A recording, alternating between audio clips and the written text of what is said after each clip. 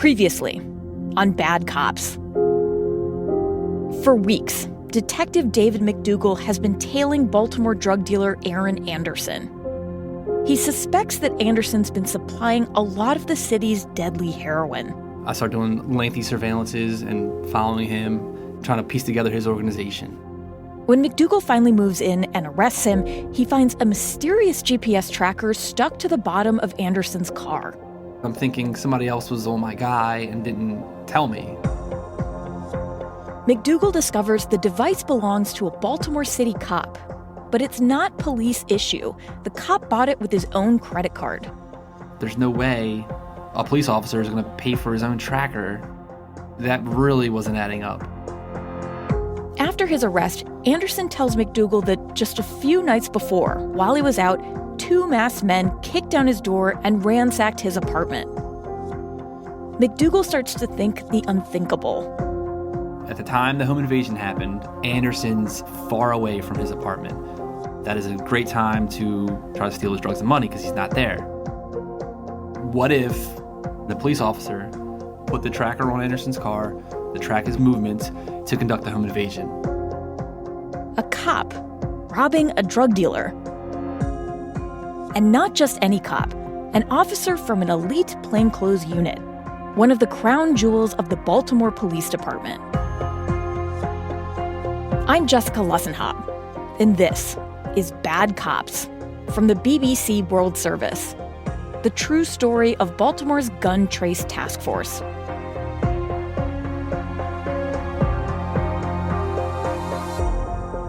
Part 2, The Wiretap.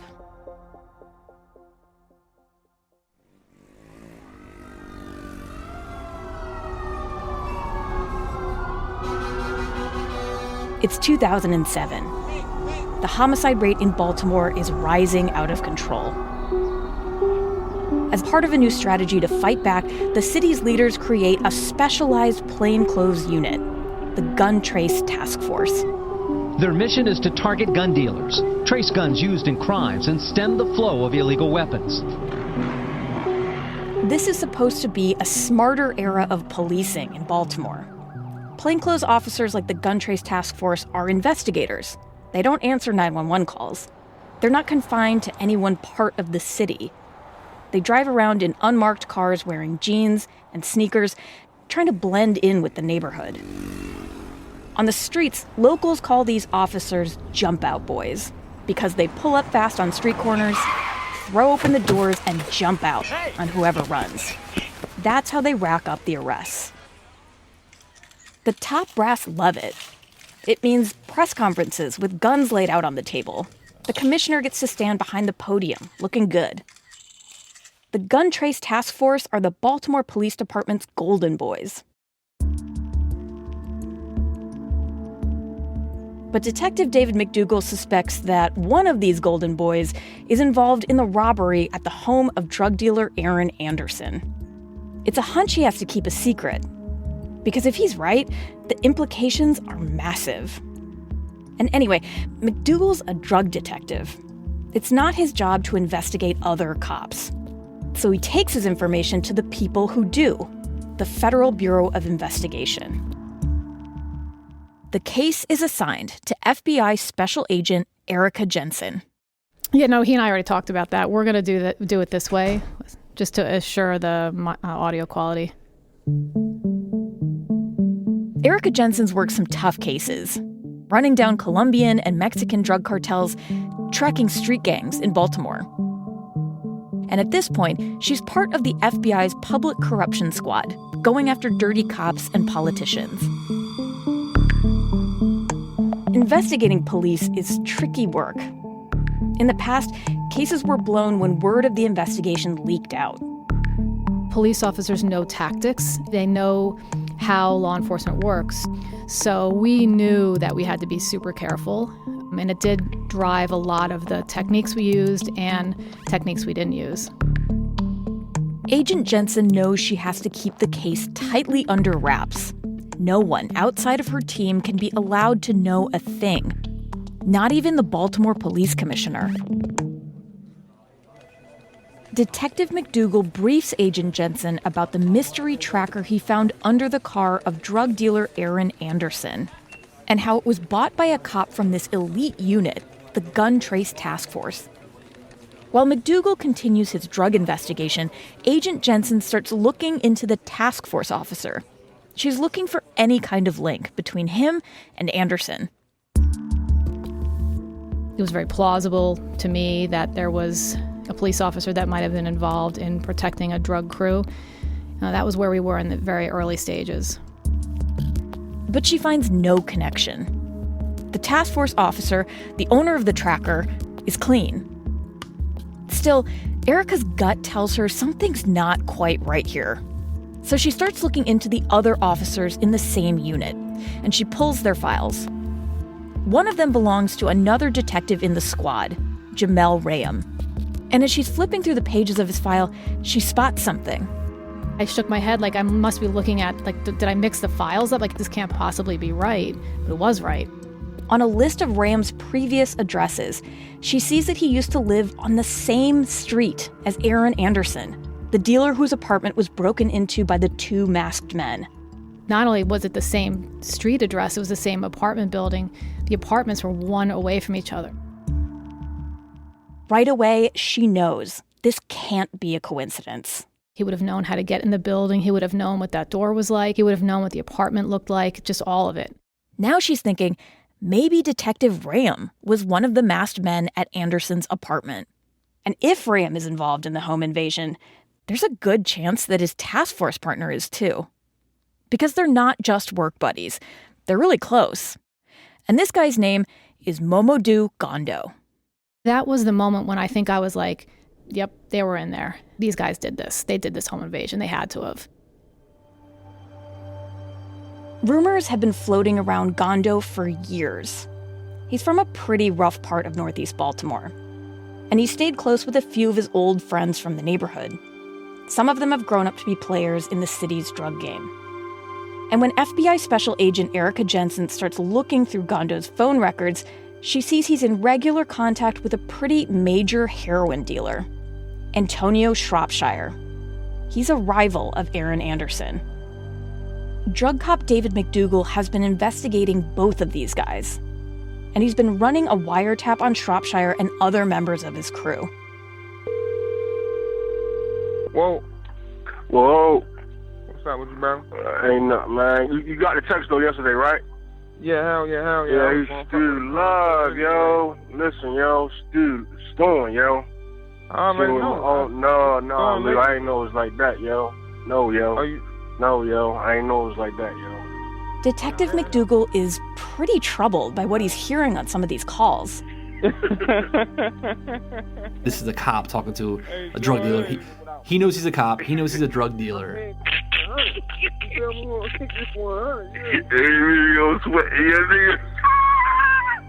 It all sounds awfully suspicious, but it doesn't really prove anything. McDougal needs way more to build his case. He needs to know where Shropshire is going and who else he's meeting with. So we made the decision to put a tracker on his car. Here comes the tracker again. So with the tap on Shropshire's phone and now with the tracker on his car, McDougal waits. He's in what he calls the war room. It's where all the wiretap calls come in. It's kind of hectic. He's got a bunch of phone lines to monitor. Scribbled across a whiteboard are all the tracker numbers they're using. And so he's sitting there. And then he's got a text message. It's a GPS removal alert.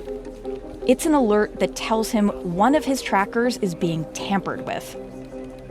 McDougal's not immediately alarmed. He uses a lot of trackers. He thinks it's probably an old one from a previous job. But seconds later... Door tamper alert. The same tracker is now being opened and examined. All right. Now I'm a little concerned. Now I'm like, what tracker number is that? I pause for a second and I scream at my partner. He found the tracker. Antonio Shropshire has discovered McDougal's tracker under his car.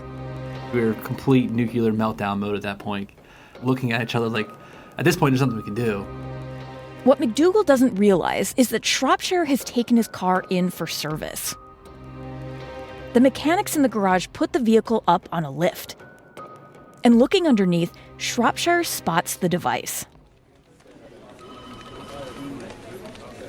Back in the war room, as McDougal is scrambling to figure out what to do next, a number flashes across his screen.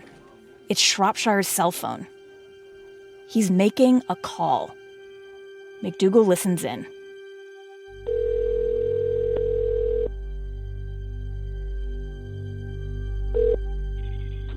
Hello? Hola, Poppy. Hello? Hola, Poppy. What's up, brother? Shropshire is calling his friend Mamadou Gondo, the task force detective. And he's got an important question for him. I'm listening. I took the car to the shop. Okay. And the thing was with it. Okay. Shropshire's telling Gondo he's taken the car to the shop and the car was lit. He means the tracker he's just found underneath it. He wants Detective Gondo's advice, and his friend is happy to oblige. Yeah, basically when something like that happens, is basically, you know what I mean, on the other side, it's just a loss. You feel me? But definitely somebody's been tracking you. Somebody's been tracking you, Detective Gondo tells his friend. Someone from the other side, the police, his own side. Then Gondo seems to check himself. It's like he realizes he's said too much. I'm talking to you, so whatever you do, you do. I don't even know who I'm talking to. It's an odd moment. Is Gondo thinking someone might be listening in? Just be mindful, just be mindful of that, brother. So whatever you do, but yeah, you definitely gonna get rid of it. All right. The call ends with Gondo telling Shropshire to ditch the tracker. In the war room, Detective McDougal is sitting there, floored by what he's just heard. Like the purpose of this phone call is, hey, help me out. I'm your drug dealer friend, and this is what's going on. I need help here. McDougal shares the call with Special Agent Erica Jensen, his contact at the FBI. It's exactly what she's been waiting for. It was what we would call like the dirty call, the criminal call. She's hoping she can now convince a judge to greenlight a wiretap on Detective Gondo's cell phone. You don't just write a wiretap on someone's phone because they're a criminal. You have to show that they're using their phone in furtherance of the crimes. And this was the call that got us that. Yeah, could I just get the spicy chicken meal with no tomato? No lettuce or cheese. No lettuce. You want your fries large as well? Yeah, large. All right, so you have a spicy meal. Now Agent Jensen's catching all kinds of snippets of conversation from Gondo's phone. Most of it has nothing to do with illegal activity, but it opens a window onto just how close some of these guys really are. At one point, Gondo even confides in a member of Shropshire's crew about his ailing mother. They talking about my mother gonna have to have hospice care, man. Yeah. You know what I mean? She ain't gonna be there too much longer, man. Yeah, the hospice, that's just gonna run its course. Right. Just know whenever you're ready to talk, I'm right here, bro. Right. I got you, yo.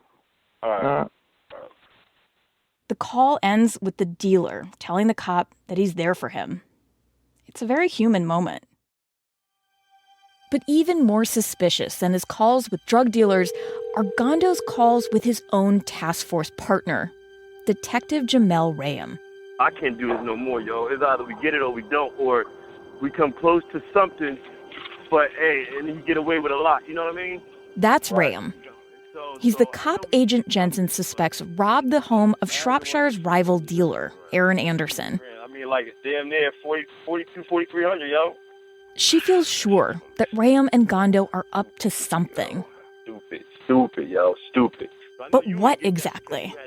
It's impossible to know. $3,200. You hear conversations over a wiretap, but that's not everything. So you only see a little piece of it sometimes, just a tiny portion of it. Not talking. That's what you got paid, cash.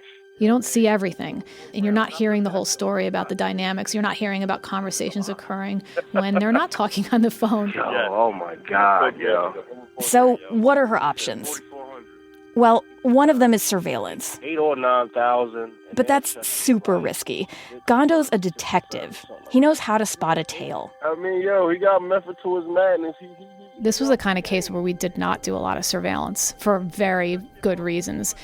We did a very small amount of surveillance, but we were very careful to not get burned, to get seen and identified by a subject. It does happen, because certainly they would understand what that meant, and either they would change their behavior, their tactics, or they would stop the behavior altogether. $8,000-9,000. Imagine bringing out that. He could have made. There is something else she could try.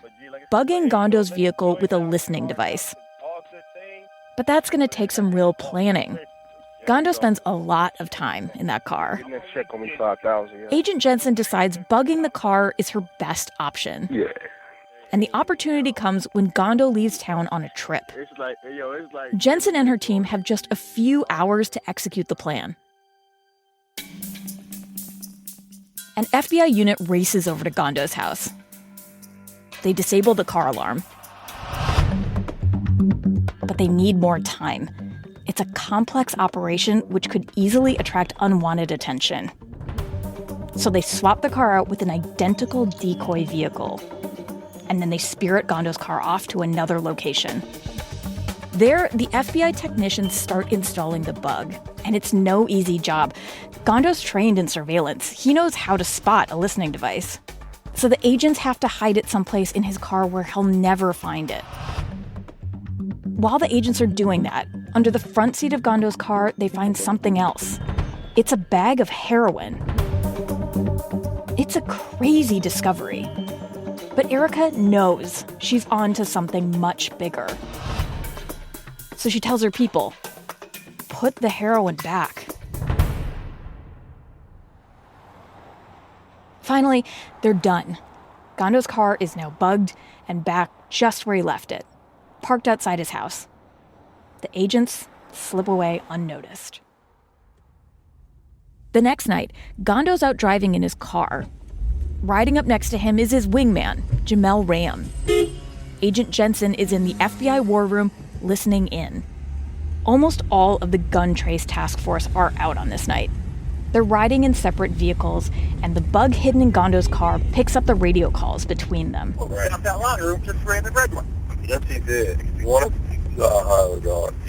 They spot a driver at a gas station.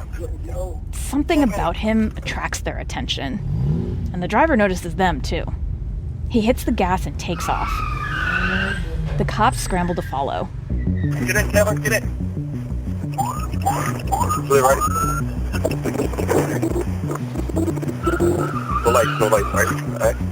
No lights, right? No lights. That's Ram. He's saying not to turn on the red and blue flashing lights. All Agent Jensen can hear are the sounds of engines revving and broken bits of voices. Keep going, yo. I don't know. You can't really make it out on this recording, but there's just been a huge wreck. The car they were chasing blows through a red light and plows into another car. Both vehicles are totaled, and the drivers are badly injured. Go around. Go around. You may have to help out. But Gondo, Ram, and the rest of the unit don't stop. They speed through the streets of Baltimore, driving a few more blocks before, finally, they pull over. I don't know, yo. Behind them is carnage. But they seem more concerned that they might have been caught on camera. We ain't look too crazy, did we? No, not. They got cameras, okay? We'll record it. No, we didn't chase them. They reassure each other that no one saw them. Another of the unit's detectives, Daniel Herschel, is even joking about it. Hey, I was in the car just driving home. I was just driving home. What? It's supposed to rain all the way through like 4:30, 5 o'clock. We could go and stop the flip at 10:30. We could go and stop the slips at 10:30. That's Daniel Herschel again. He's now suggesting they should falsify their time cards, make it look like they weren't even working when the accident happened.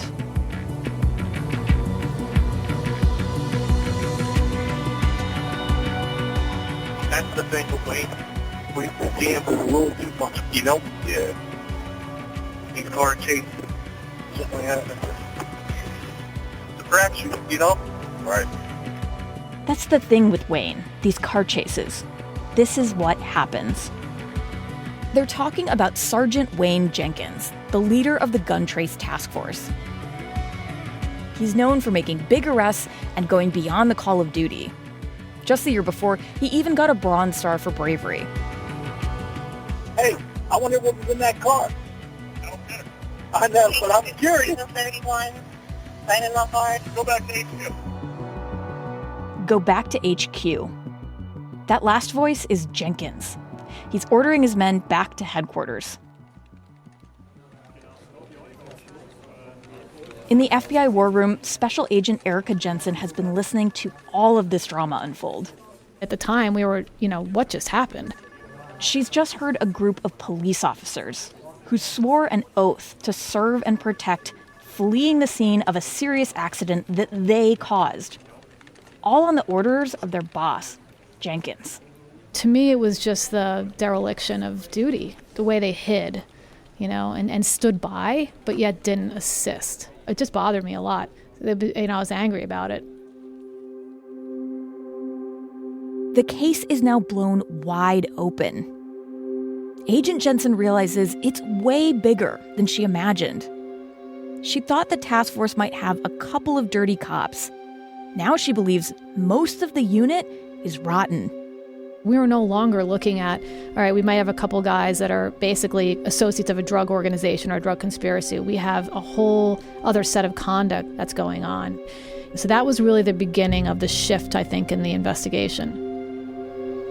And right at the heart of it all is the Baltimore Police Department's golden boy from the Gun Trace Task Force, Sergeant Wayne Jenkins.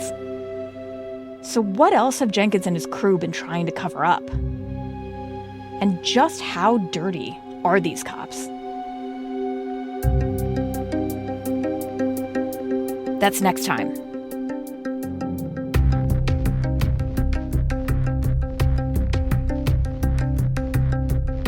You've been listening to Bad Cops from the BBC World Service with me, Jessica Lussenhop.